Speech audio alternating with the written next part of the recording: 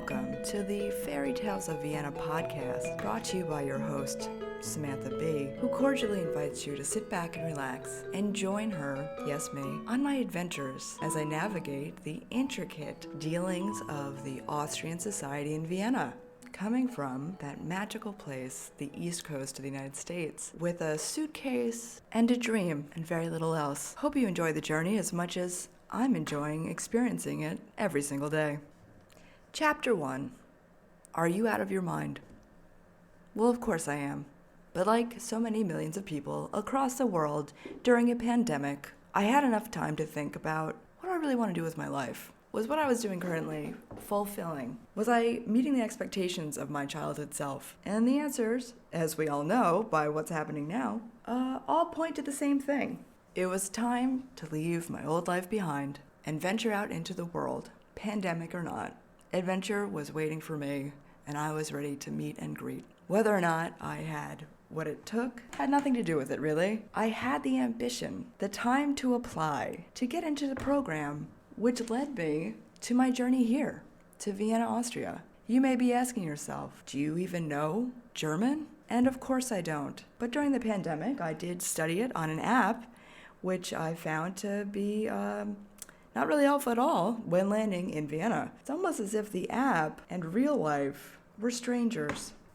So I quickly enrolled myself into a language school to immerse myself with other international students in the beautifully intricate and super hard language of German.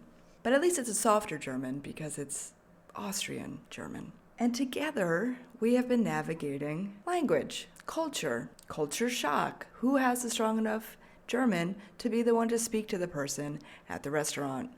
Who can read that map? Oh, Google Translate. Now that's a helpful app. You're able to just hover your phone over any writing and it will, that's right, translate it for you. Highly recommend that for those of you who suffer with language issues. But knowing very little has never stopped me from pushing forward. No, it's one of those fine qualities that has been embedded in me since I was born. The one good thing is, nothing can stop me. The bad thing is, nothing can stop me. Common sense does not belong here. No, this is a fairy tale, as I may remind you, and gosh darn it, I'm going to live it out to my fullest ability. Another question you might be asking yourself is, why on earth would I leave the United States? Well, for starters, I wanted to pursue more higher education. More school, you say? Yes, that's what I said. Thank you. And as we know, the United States is really expensive in education, so that wasn't going to happen. Other programs I got into were housed in the UK, enchanting London and Glasgow. Also, super expensive. Apparently, during a pandemic, a lot of people had to get laid off. Budgets were cut.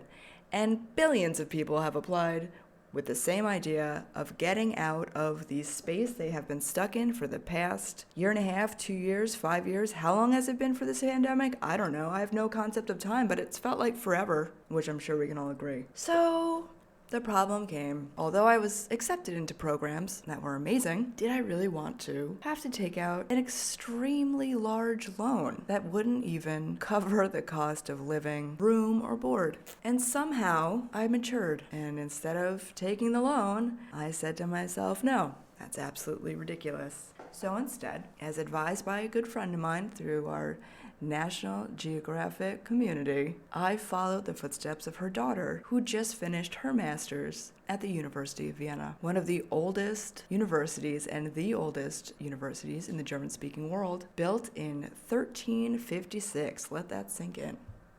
Yes, it is beautiful, it is large, and most of it is in German. But don't you fear, my friends, for I found a program that was in English. In fact, it's English literature. So it's a program in which I get to study more books because as a librarian, apparently I wasn't getting enough of them back home. So now I find myself in this beautiful old city, the safest city that I have ever experienced myself, wonderfully clean, and yet one little funny thing, little hiccup in this society, which I forget because it's been a minute since I've been to Europe, but people still smoke cigarettes, in fact chain smoke them, like it's the 80s, like you're in the smoking section of an airplane. There are people smoking cigarettes everywhere. Luckily though, wearing a mask does somehow help. And no, I'm not going to allow one tiny hiccup like that to stop me from having the greatest adventure of all time. No, it's just one annoyance among millions of beautiful and incredible things happening around me all of the time. Your next question might be, do you even know anybody in Vienna, Austria? Relatives, friends, anyone? It's funny you ask. Not really, no.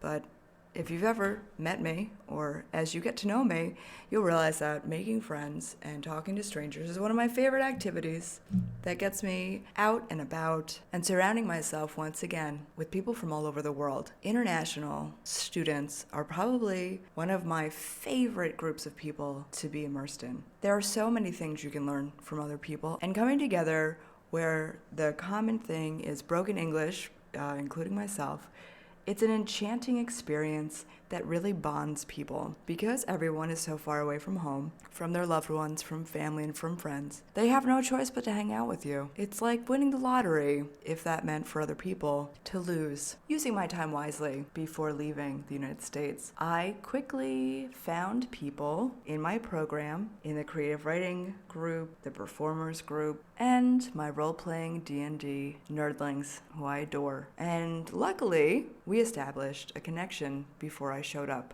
So no, I did not show up with absolutely zero contact. I do have some people who have then broadened my horizons to meet other people, as well as making friends through classes and through other activities that I sign up to do. If you're going to go across the world to start over again, you have to be brave, you have to be bold, and the rest of the song for the lyrics that I cannot remember. But this isn't the time for you to move across the country, move across the globe, hop over a pond, take an 18-hour flight, to then just stay in your room, in your hostel, on someone's couch, and get really depressed and lonely. No. As the great Jim Morrison said, the time to hesitate is through. You have to put yourself in situations in which you're going to be around people.